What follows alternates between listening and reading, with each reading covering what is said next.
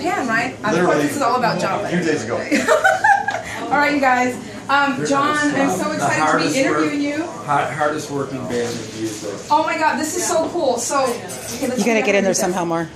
Can I sit between you guys? Like, Definitely. just kind of kneel? No, Thank you. Sit where you want. All right. You were asking the questions. So, well, let's start first things first. Why we're here in the first place? Your book.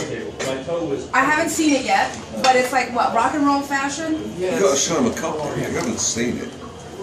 Another buzz. That's Mick's picture on the cover from 1969 of Sid Barrett from 12 or Pink 13 Floyd. years old. Yeah. Oh my gosh. And the news with Lou Reed, I mean, he's an influence on you, right? He is, and we have a bunch of pictures in there of Lou. But Phil Lynott, though. Oh. I have a lot of pictures of Phil Lynott. Oh my gosh. So is it? I mean, they're obviously not in your clothes, but it's what the rock stars who influenced you. Yeah, it was looks and everything from hair that influenced me to sunglasses, and you know, like I talk about how artists got behind the sunglasses and they became somebody else. I say behind the shades, you know, they became somebody else. To boots and shoes and suits, and you know, it's you know, it's not so literal in the way everybody influenced me, but it's the people that got me excited. You know, not just musically, but stimulated me with style. You know, it's that whole, you know, just like. You always want to be stimulated in everything you do, or you get bored. And so, for me, it's always like who's out there that's going to stimulate. So, rock and roll influenced you from a really early age. Yeah. And so, did you ever want to be? And this is probably an obvious question. Do you ever want to be a musician yourself? Yeah, but I'm not. So, you know, so if you. Why fashion? It kind of came organically later. In my teens, in my early teens, at 14 years old, I discovered that when you dressed at least somewhat that seemed cool at the time, that the girls liked it. So I decided that I had to really start to wear a lot of cool clothes. So I had no money, so I worked in a men's store and got a discount and spent all my money on clothes. But I actually have a degree in education. I didn't even go back to design school until I was 21. And you were born in Detroit? Yeah. Love Detroit, Detroit Rock City. I lived in Detroit for 4 years. Is it Detroit or like Bloomfield Hills, Detroit? No, I lived in Detroit. Yeah. Wow. I grew up also in a little town where the MC5 grew up. Oh wow. But then I lived in Detroit too, so yeah. And my family still lives there. Wow. And Kiss, an influence? Yeah, in so many ways. I mean, that's how we're like together and friends and that in so many ways from, you know, like really thinking about, first of all, from people who work hard. I mean, if you just start with that, like that you want to give it every night, 110%, it makes me, that kind of thing makes me motivated to never sit on your laurels at all and push it all the time, and it's never good enough, and you got to do a better collection, and you got to keep improving it. So just starting with that kind of work ethic, and then musically, I mean, come on, sonically, I mean, it's like a soundtracks of our life kind of thing. And you know, stylistically, you know, what I'm intrigued about is that, of course, it wasn't there. It's not like the Stones or somebody that had a personal style, because they were dressed in you know, it was a show. They created their own look. But it was part of what I even talked about the shades, is that they became somebody else when they put on that makeup. They really. I love what you said one time when you was like, it was putting on your armor and putting on, you were going to battle. And to me, it was like, that's what it was. They created something that they became superheroes.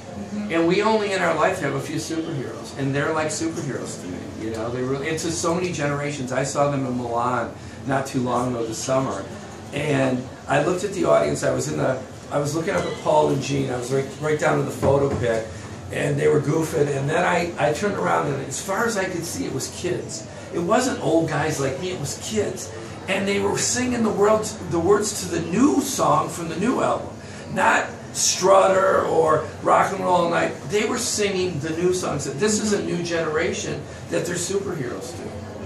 But it's all it's a matter of creating something that's timeless, or at least referencing something timeless. What's great about John's clothes is that he's like a sieve for everything that is the essence of style, of rock mentality.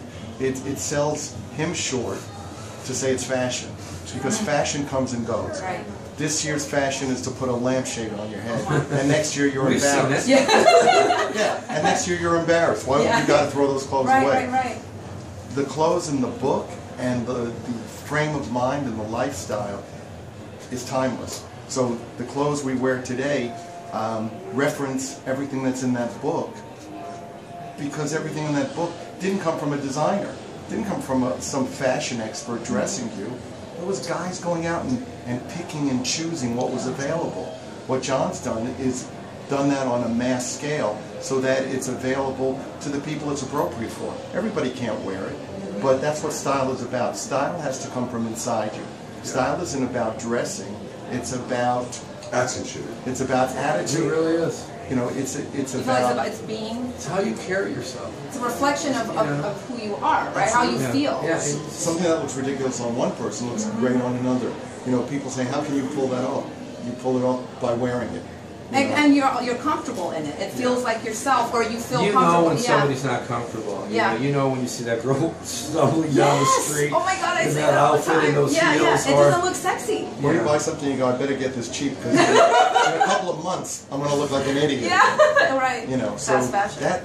that's the beauty of everything in that book, and how it references everything that John does, is that nothing in that book looks dated, and nothing John does looks dated. It's so freaking cool. Like, you just capture that aesthetic, that essence, that, you know, rock and roll and fashion are inextricably linked. I use the word incestuous. They are really, and then it then spills over into pop culture because they want to look like that. Yes. They want to, just like I wanted to take, just like I wanted to take Sid Barrett's little skinny scarf like this, and I wanted to do that, and I wanted to take, you know, somebody else's Iggy Pop skinny jeans, and and the, you know, Stooges motorcycle, whatever it was, but I didn't want to take their look exactly. I wanted to kind of take pieces of it.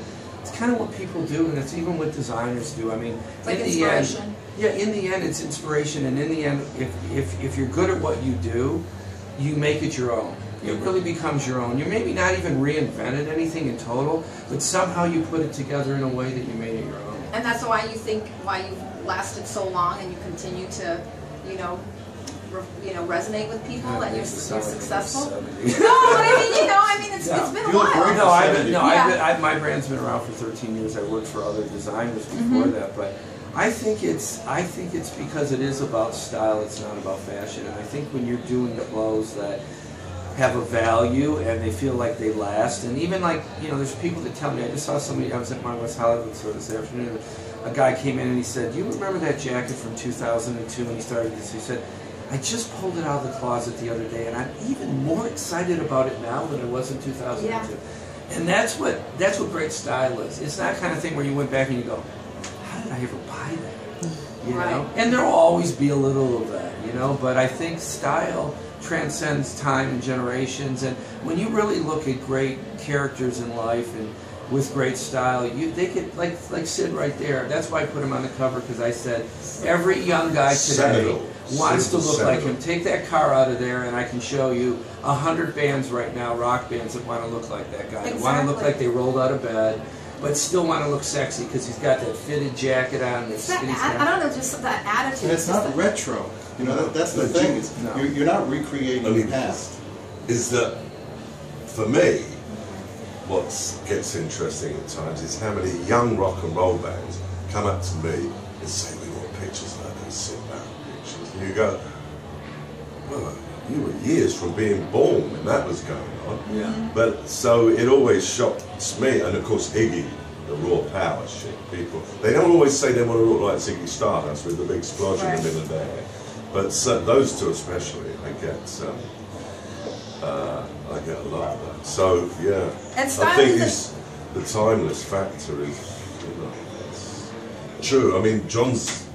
The thing is, those jackets I've got of yours that you so generously given to me already. I mean, sure I don't wear them because I'm a photographer and I have to be able to rough it a little bit. But when I put them on, man, I go, phew. I remember the first time I wore one of your jackets.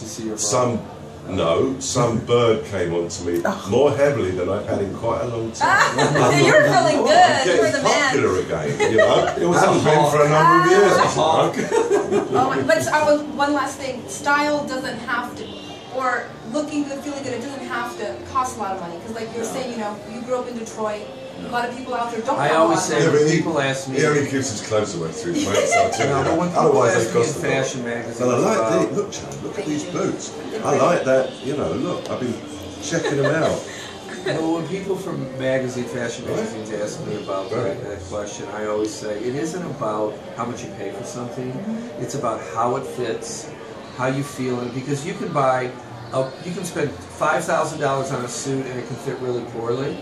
And you can spend $200 on one, and it's really about good tailoring, right fit. You know, it's really about, you know, you can buy a dress for $80 at H&M, and really it can look good. It may not last forever, but it can look good. It isn't really about, yeah. And the same thing applies to boys as it does to girls.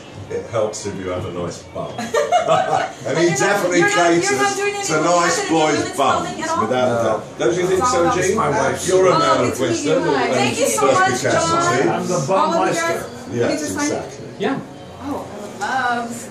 Thank you. This was fun.